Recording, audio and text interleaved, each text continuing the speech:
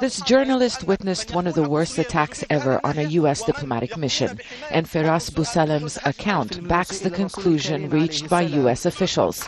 The assault against the Benghazi consulate was not a protest over an anti-Islam video that got out of control, but a planned attack.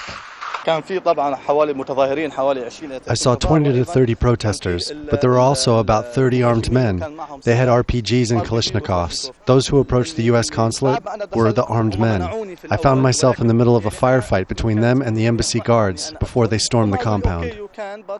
This was one of 2 U.S. facilities that came under fire on the night of September 11, 2012.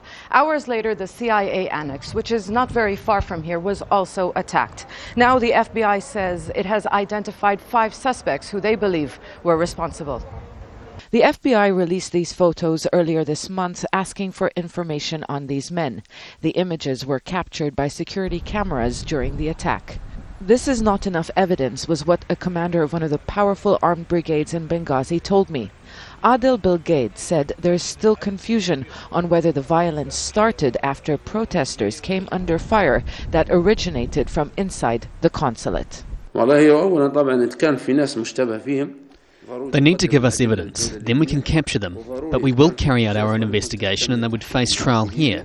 And if the US uses ground troops to capture them, this would violate our sovereignty and it would be confronted. The attack, which left 4 Americans dead, including the ambassador who died from smoke inhalation, was not the first against the Western target in Benghazi. And Jamal Mabrouk, a member of another powerful brigade, says the US should have heeded his warnings 3 days before the attack about the deteriorating security. We didn't have evidence of a specific threat, but we advised them to be careful. The security advisors should have acted, but clearly the CIA annex was attacked by professionals.